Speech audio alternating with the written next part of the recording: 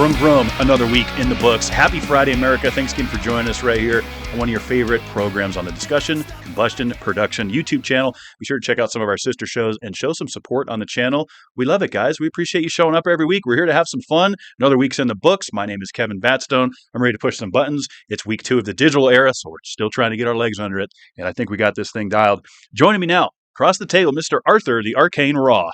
Hey, I like that, baby. Arcane means mysterious, and we have entered the digital era. I don't know if you could see. We got a clock on the ring, baby. So we're doing it. We got tablets. We got phones. And we're so fortunate to be here. And we thank you so much for tuning in and being a part of everything that we do here on the Discussion, Combustion, Production YouTube channel. Now let's jump into it. What do we got today in history? So, 1885, Washington Monument, dedicated in Washington, D.C., a phallic, strong structure to represent this great nation. So, I really like that one. 1887, the first U.S. bacteriologic, I just practiced this word and now I'm messing it up, bacteriology laboratory opens in Brooklyn. And so, what do those type of laboratories do?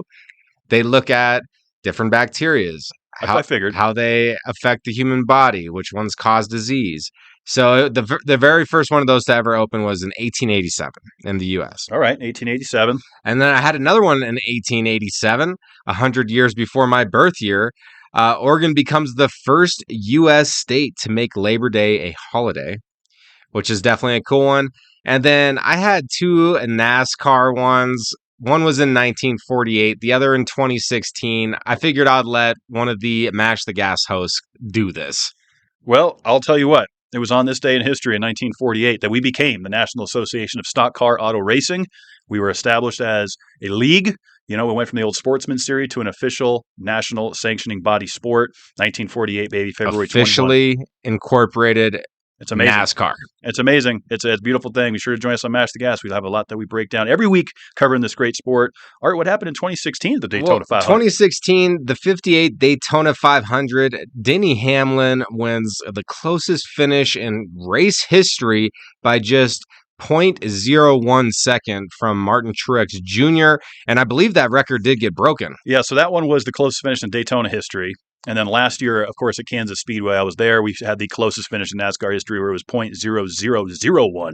3 zeros. Yeah, it was 1/1000th of a second. You can't get any closer than that without tying. Yeah. Which is next to impossible. So close finishes, man. You know, that's what we do. Well, it's a fun sport, you know, and you think 1 second passes by, 2 seconds passes by. It doesn't seem like that much time, but in racing, huge. That's a huge difference. Especially lap over lap. Mm-hmm. If you're trailing a half a second a lap, 100 laps later, you know, you do the math. Now you're trailing big time. So every second matters in racing. No question about it. Good stuff in history, Art. Yeah, thanks. That's always a fun segment. I have a little new one to premiere a little bit later. But before we jump into that, we're going to cover fungus again. We can't get away from fungus. We like the fungamunga, okay? The funga from unda. The fungus among us. The fungus among us. We've talked about it a lot. Well, here's one that's going to blow your mind, Art. Okay. So scientists in Europe have discovered, basically, it's an unknown species of fungus that, according to research, is turning spiders into zombies. Okay. So during some cave investigations and finding this fungus, they, you know, again, it's kind of unknown to what species of fungus it is. They were determining that it's basically a zombie ant fungus, and it is preying the spider out of its web, eating it, basically eating it, right? Ultimately causes death, and then the spider's corpses spread the spores of the fungi. And so you could say, like, is it coming back from the dead? Sort of, because it's still carrying a little bit of the fungus life. Wow. It's pretty wild. So, I mean, fungus, as we've learned, plays all these different roles within forests, within caves, ecosystems in general. I think fungus is actually one of, like, the foundations to all life. And so it's interesting. So these spiders are dead. They're essentially dead, but they're still carrying the spores of this fungus and spreading it without the caves amongst orb spiders. Other, you know, they're saying it's within orb spiders and a lot of cave dwelling spiders. And apparently there's around 150,000 species of fungi that have been formally documented. Haven't we seen this type of thing also in like deer?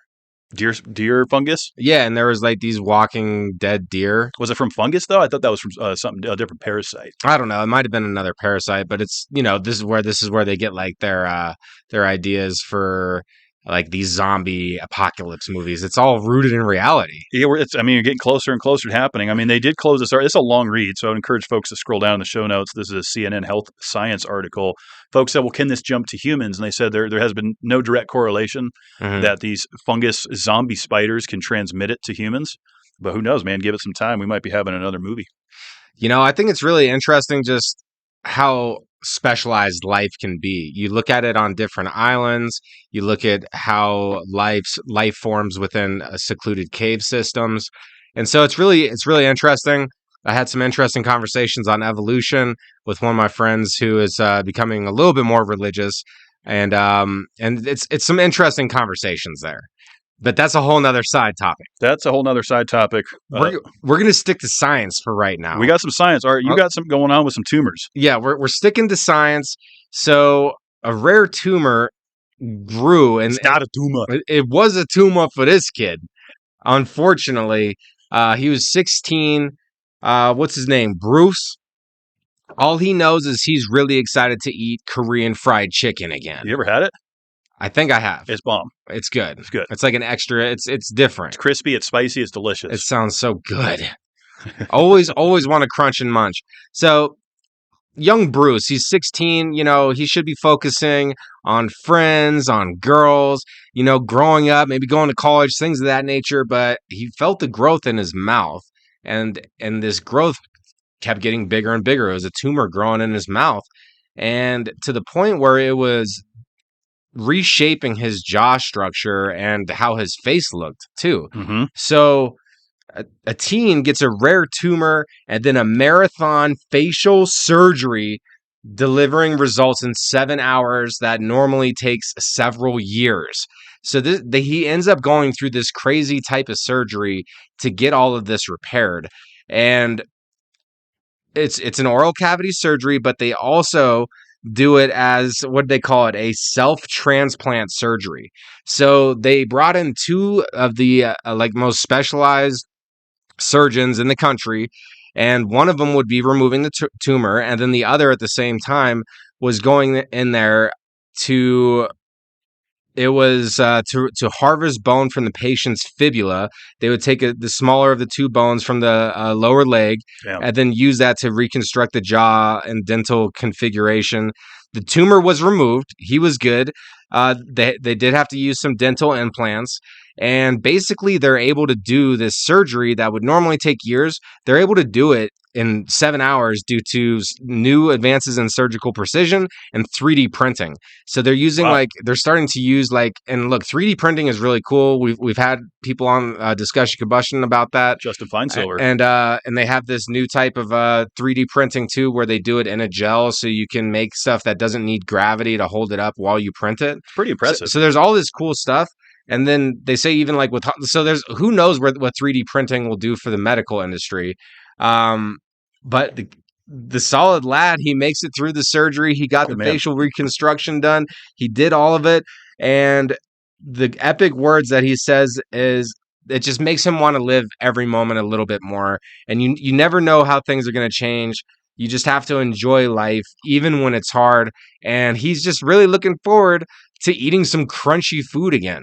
And this would have prevented him from kissing. It would have completely, he couldn't chew hard food. So this changes life for the better. So this was life-changing, and the advances in the medical procedures to do this is pretty remarkable. I mean, as concerning as pharmaceutical industry can be, seeing the flip side and the positive side of when they can do stuff like this and removing massive tumors and growths and reconstructing people's bones and doing wild stuff, even bionic stuff, which we're going to get into here shortly. It's amazing to see what can be done. And I didn't even really think that 3D printing could be that beneficial to reconstructing someone's facial components. Well, and also potentially, and we're not doctors here, so do your own research, but potentially with 3D printing, you could get a sample of your own cells, and then you could 3D print an organ for yourself using something similar to your own cells, so then your body doesn't reject the surgical implant. Wow. So there's all this, and that was a long time ago. I read that over a year ago. I was reading some stuff like that. So we are living in the future. I mean, I got clocks on rings here and That is stuff. kind of wild. It's we're living in the future right now. We got tablets. I feel like I'm in Star Trek right now. Well, I mean, tablets have been out for, this isn't anything new. But still, it's like Star Trek, dude. Like everything's digital. Even the smartphones, like we're used to it, but like really, like it's amazing. This is some stuff we would have seen. You can communicate with anybody around the world in seconds. Yeah, it's nuts. From right here in your pocket. That's and nuts. Sometimes on your watch. I remember seeing that shit when we were young, James Bond, and being like, "You think we'll see that in our life?" And here it is. Yeah. Here it is. And it's amazing and concerning all at the same time. But congrats to this Solid Lad. I hope that Korean crunchy chicken was delicious. Yeah, I bet you it was. Solid Lad Bruce. Solid Lad Bruce. We're going to keep it on another Solid Lad. Old Clem Ryan Mayer, 87-year-old from Oklahoma. Look, this guy. Wait, are we getting into the double R?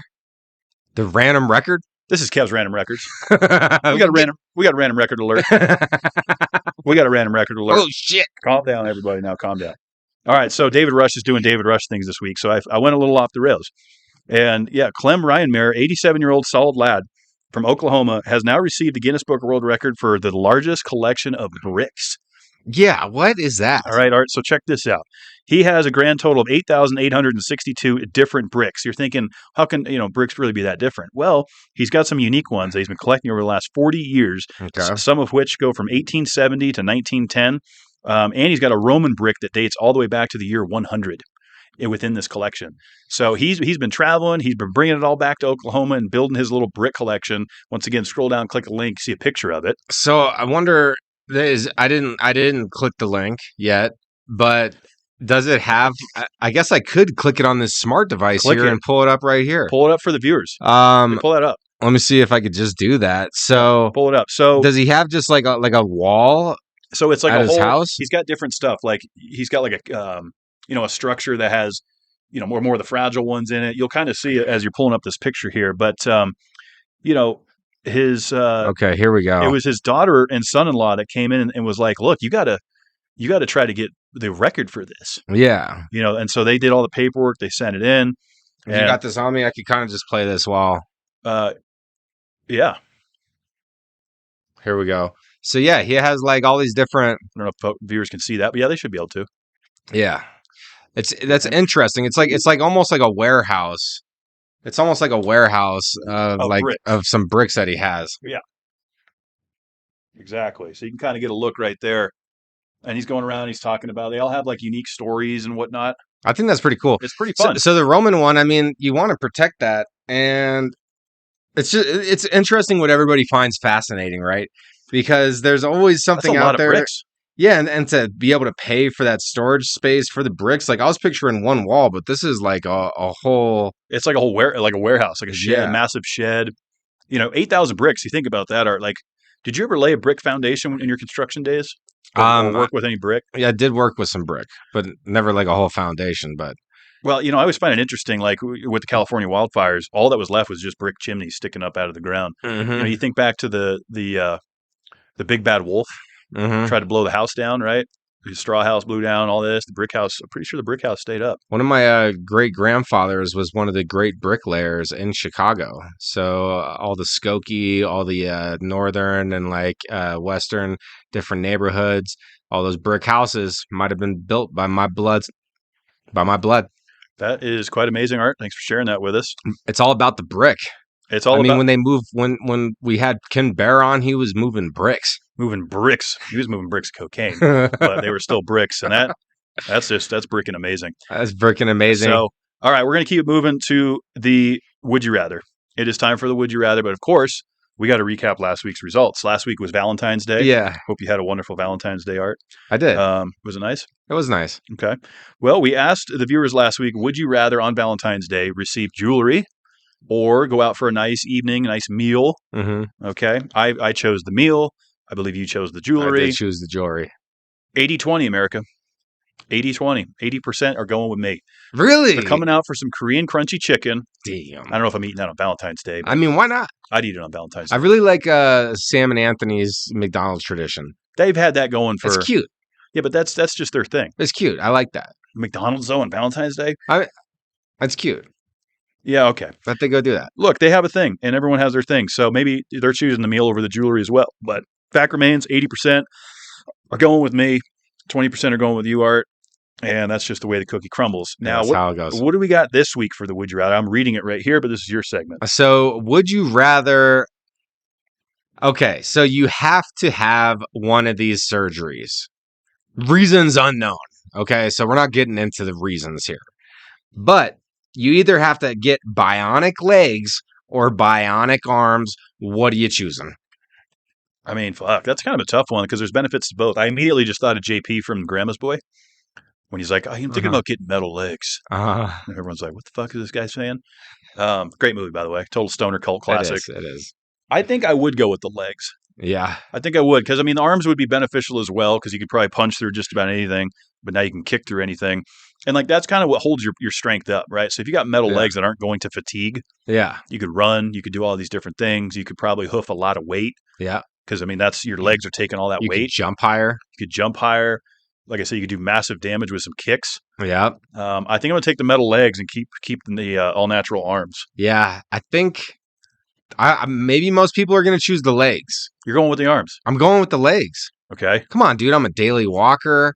You know, I'm all into that. I could get like... We don't usually agree. I could get like a nice shaped bionic booty. You know what I'm saying? Well, so how far up is the leg cut off from bionicness? Does it go all the way to the waist? Like, because your leg bone. Maybe you can't have a bionic booty. No, it's not. No, because that's messing with other things. You know, booty. I'm going with the bionic legs too. It's one of the most crucial parts to our survival is being able to move. I got me fucked up with the bionic booty. And like move around. A bionic booty. That's what it would be. It could be. No, the legs. You're right. They end here. No, they end at the hip bone. They connect to the damn hip. Legs, which the hips then wrap around to the booty. So it would be a metal booty. Well, a bionic booty, which means like you could still have it like squishy, but it sounds like we're both going with the bionic legs. Which way you going, America? Are you going bionic arms or legs? Let us know in the comments down below or over on our Twitter X at HappyFryUSA for the Would You Rather polls. That was fun, Art. Thanks for sharing that with us. All right, we're taking it home to the Granite State 603, baby. My neck of the woods, Art. We have a story here where a venomous snake came in on a banana shipment to the market basket in Manchester, New Hampshire. Okay.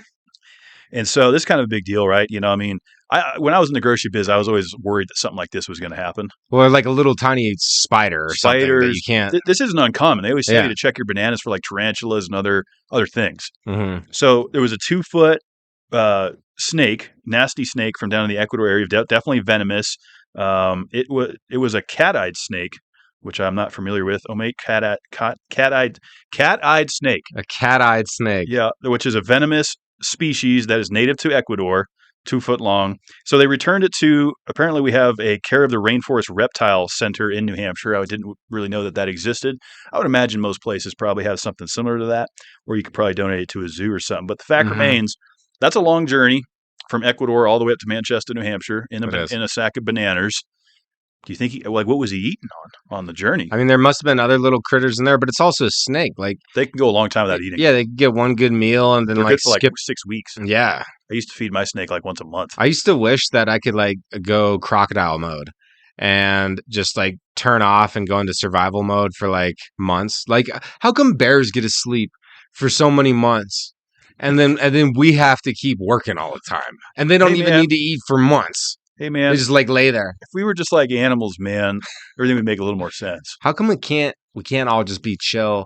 And as much as we all want to do nothing, you can't. You got to do something. Did you ever see that? Speaking of the bears sleeping all the time, do you see that polar bear that wakes up and he's like shaking? I sent that to you. Oh, you're the one that sent it to me? Yeah. Okay, well then. Yes. That video is awesome. I actually have it saved. That is because it's video. Such a great video. If viewers probably have seen it at this point, there's been memes and shit made up about it. People haven't seen this. People have seen it. People haven't seen this. Here, let's show the viewers. Welcome to the digital era of Happy Friday. Here, it's kind of doing some whitewash stuff, but you can get it in there. Look at this bear trying to wake up here. Yeah, look how sleepy this bear is. I mean, he has had quite a sleep. Looking all disorientated and shit. The digital era is here in Happy Friday. Look, there he is shaking it off. He's like getting all mangy. That was a tired looking bear, my friend. That was a tired looking bear. Hey, the bare necessities is we got to stay busy. We got to stay busy as humans. This is what we got to do. We do. So we went up a little bit off the rails there, but yeah, Manchester, New Hampshire, Damula's Market Basket. No snakes. Get that out of here. Yeah, and watch out. Watch your fingertips. Okay. All right. It's coming later. All right. So I got a couple dad jokes here that I'm going to throw at everybody. Hold on a second. And you get a guess. Before we jump into the dad jokes, this is going to be a new Arthur Ross segment on Happy Friday. I can't commit to this being a weekly segment. It's just going to be at random. It just seemed fun to throw some dad jokes at it. Because here's the thing.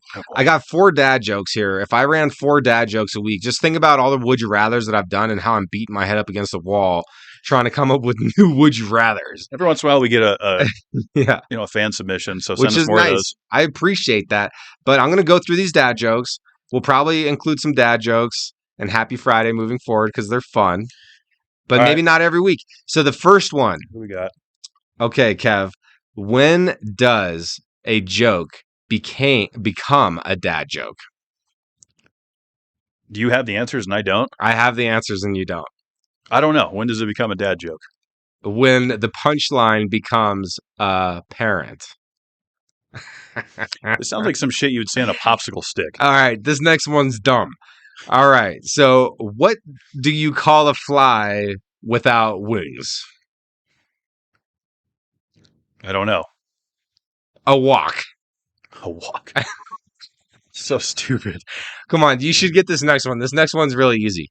All right. What do you call a cold puppy? A cold puppy? Yeah.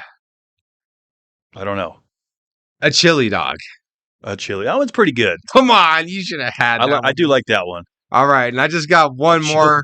I just got one more. This one's equally as stupid. What do you call it when a cow grows facial hair? A mustache. There you go, America. Some stupid dad jokes, and I did like I had to start it with the when does a joke become a dad joke to premiere the little segment. When it becomes apparent. Yeah. When it becomes apparent. Did you hear about the fire at the circus? No. It was intense. Oh. Uh-huh. Yeah. All right. So that's a good fun one. Yeah, that's a good fun one. That one wasn't too bad, Art. Those could be on some popsicle sticks, I feel like. It's supposed to be silly. It's a Friday. Who do you call it when you stub your toe? The tow truck. Oh, see, that was one of them. That's a good one. But it said what's the best way to get to the hospital when you break your foot? The tow truck. The tow truck. There's a couple different renditions on that. There is. All right, well, that concludes Arthur Ross dad jokes of the week.